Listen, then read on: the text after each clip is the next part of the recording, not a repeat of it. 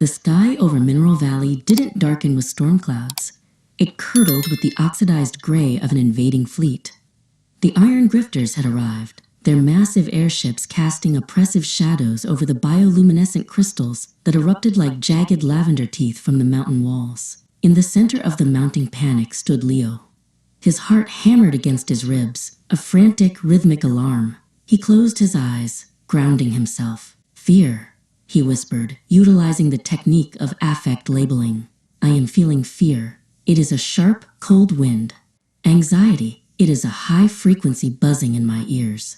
As he named the emotions, the psychological chaos began to settle, and the ground beneath his boots felt solid once again. As the mechanical drone of the invaders intensified, Leo's parents, Lyra and Cassian, took charge of the evacuation.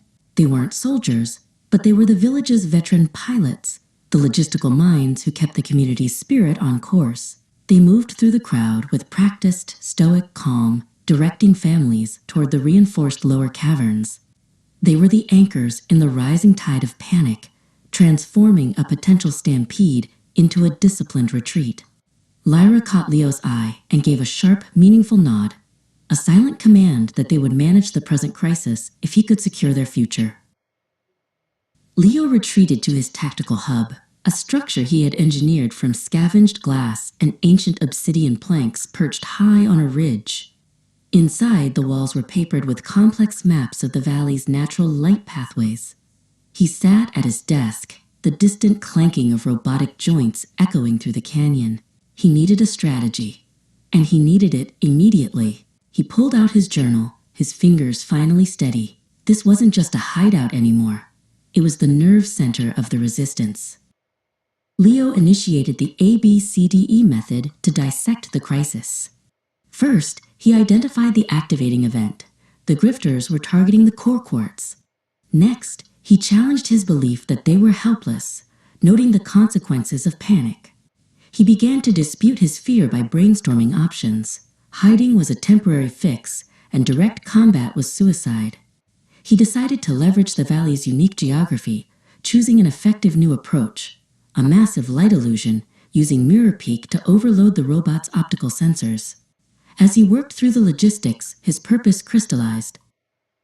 His younger sister, Micah, was curled in the corner of the hub, her eyes wide with a paralyzing terror. Leo knelt beside her, lowering his voice to a steady, comforting frequency. "Micah, I need you to perform a perspective shift for me," he said gently. "If you were a cold, autonomous machine that processed the world only through heat signatures, what would be your greatest weakness?" Micah blinked, the gears of her mind shifting from fear to logic. "A sun," she whispered. "A sun right in my optical array." Leo smiled. By helping her adopt the enemy's viewpoint, he watched her fear transform into tactical curiosity. His brother, Jasper, was pacing near the exit, white-knuckling a wooden practice sword. "We should be down there fighting, not hiding in a glass box," Jasper snapped. Leo stepped into his path, placing a hand on his shoulder. "Jasper, look at the situation from Mom and Dad's perspective. They need us to be strategic, not impulsive. If we rush out without a plan, we become another liability they have to protect." Leo guided him to the observation window, pointing out the patrol patterns of the robotic scouts. Jasper's posture softened as he realized that restraint was a form of courage too. The moment for the healthy risk had arrived. Leo scaled the sheer, shimmering face of Mirror Peak, the highest elevation in the valley. The wind whipped at his gear, and the vertical drop below was dizzying. His pulse was rapid, but it wasn't the freezing fear from earlier. It was the sharp adrenaline of a necessary mission. He reached the summit and began to unbox the massive, precision-polished crystals he had hauled up. If he could align them to the exact degree, the midday sun would become his primary weapon.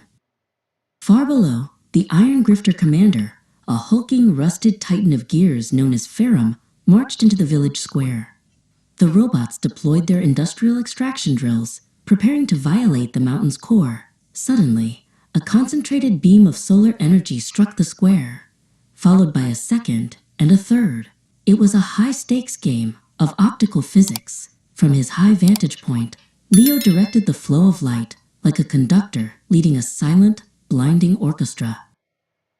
Jasper joined the chain from a lower balcony, using a large reflective shield to catch a stray beam and angle it toward the secondary scouting units.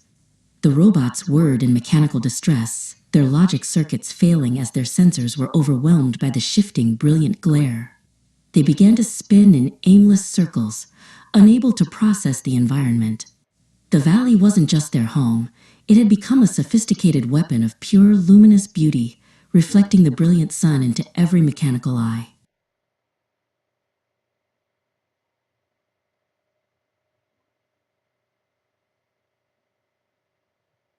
The Iron Grifters, blinded and unable to navigate the unstable energy signatures, retreated to their ships and fled the valley. As the metallic shadows vanished, the village erupted in a chorus of relief.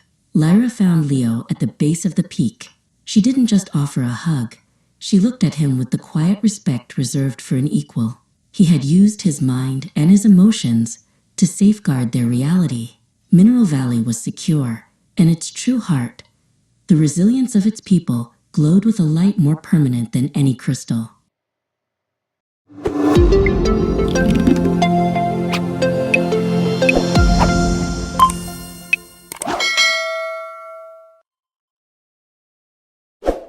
In the vibrant village of Mineral Valley, a place of shimmering crystals and lush landscapes, chaos erupted as dark, menacing ships blotted out the sun. The Iron Grifters, a ruthless robotic army, loomed above, intent on stripping the valley of its precious resources. Amidst the turmoil, 14-year-old Leo stood firm, his glowing blue eyes reflecting both fear and determination. He watched his parents, the stalwart leaders of the village, striving to keep the villagers calm and organized, even as anxiety filled the air. Feeling a surge of intense emotion, Leo focused on his breathing. He practiced naming his feelings to center himself amidst the storm unfolding around him. His heart raced as he felt a mix of anger and urgency. It was time to act. Retreating to his secret command center, a fort made from couch cushions and blankets, Leo recalled the ABCD problem-solving method he had learned from the elders of his village. First, he needed to acknowledge the problem. The Iron Grifters aimed to despoil their home, threatening the valley's delicate ecosystem and way of life. Next, he brainstormed solutions his imagination ignited.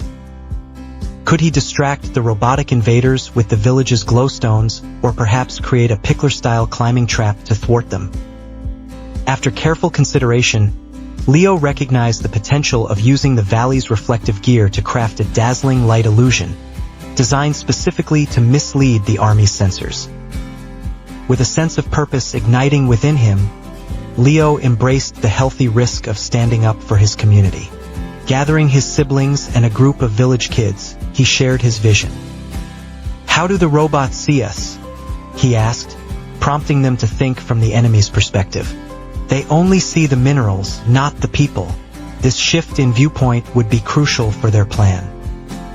Emboldened by their resolve, Leo led the children in an exhilarating mission. Channeling the spirited coordination of a keepy-uppy game, they tossed shimmering, light-reflective crystals into the air.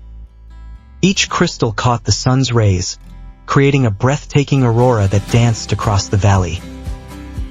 Leo, now a confident pilot of their little crew, directed the operation with a blend of firmness and flexibility, ensuring that everyone felt engaged and included in this pivotal moment. As the enchanting light show unfolded, the Iron Grifters, taken by surprise and utterly confused by the blinding patterns, began to misinterpret their surroundings. They concluded that the valley was completely depleted of resources, and with that faulty assessment, the metallic foes retreated into the shadows, leaving Mineral Valley unharmed. The atmosphere shifted from panic to elation as the villagers realized they were safe. Leo felt a wave of pride and relief wash over him. His strategic thinking and unwavering bravery had played a vital role in protecting his home. That evening, the village gathered to celebrate their victory. Leo's parents expressed their love and admiration for their son, sharing a special dinner filled with laughter and warmth. Despite the amusing detail that Leo smelled like cashews from the excitement of the day, it only added to the light-hearted spirit of the celebration. As the festivities continued, Leo reflected on his journey. He had not only saved his village but had also discovered a deeper sense of meaning and direction within himself. The experience had taught him the power of community, creativity, and courage in the face of adversity. As the stars twinkled above Mineral Valley, Leo looked around at the smiling faces of those he cared for, feeling a profound connection that sparked hope for the future. The valley, with its vibrant colors and picturesque beauty, stood as a testament to the strength of its people. Here in Mineral Valley, they would continue to thrive, guided by the wisdom Leo had learned and shared, ever ready to face whatever challenges might come their way. The sun would rise again, casting its light upon the crystals, reminding them all that together, they could illuminate even the darkest of times. For the shore.